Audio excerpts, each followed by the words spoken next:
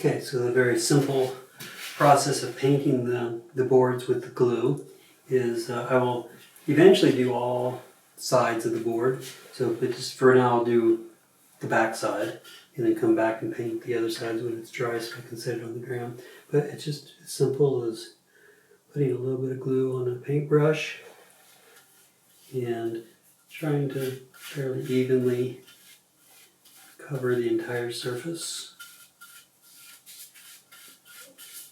And it's not 100%, it doesn't have to be 100% even or level.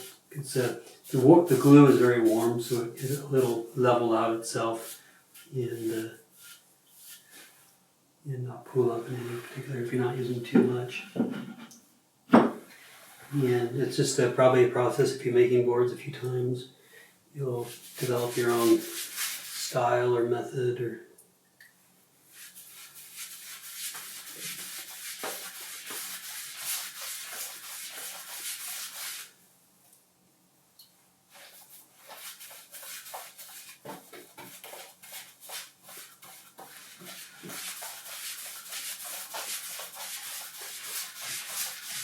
you can see it from the camera angle, but the glue is being so warm, it is being pulled into, absorbed into the wood, which is good.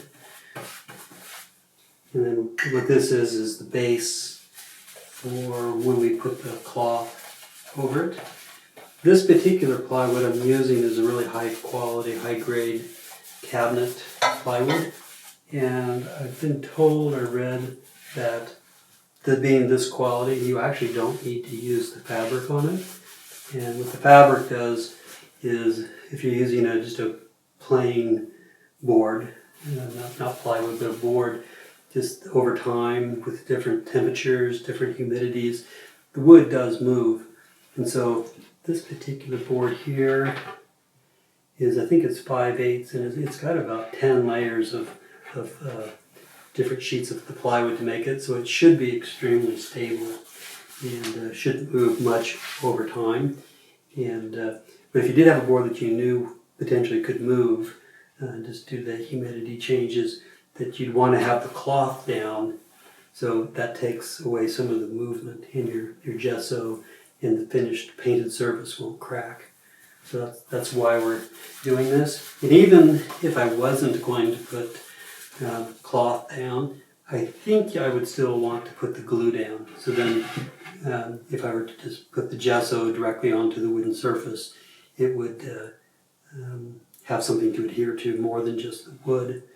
And I also think I've seen when I put the cloth down, sometimes just the coloration of the plywood, where you see the different rings of the wood, or here like there's something's gotten onto the board, some sort of green substance.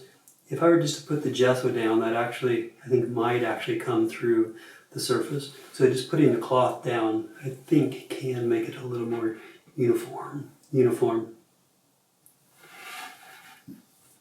And so once this is dried, I'll do all the one surface on it, let it dry probably for an hour, and then I'll come back later and then do a little bit of putting the glue on the edges and on the back side, and then I'll let these sit overnight, and then I'll come back tomorrow and attach the glue with the fabric on it. And then the third day would then be the process of starting to use the gesso to build up the surface, the painting surface. And that takes up to 10 to 15 layers of gesso, so that can take another 3 to 4 days, because you can do 3 or 4 layers in any given day. If you paint it, let it dry, come back, paint another one, come back. So you're talking about a week commitment to make a board. And I have behind the cameras there, I've got about, well, at least it was 2 sheets of plywood that were 5 feet by 5 feet. So I have 5 feet by 10 feet worth of boards that I'm going to make all at one time. And so it doesn't take too much more time to make 10 boards as it does to make one. Okay. That's it.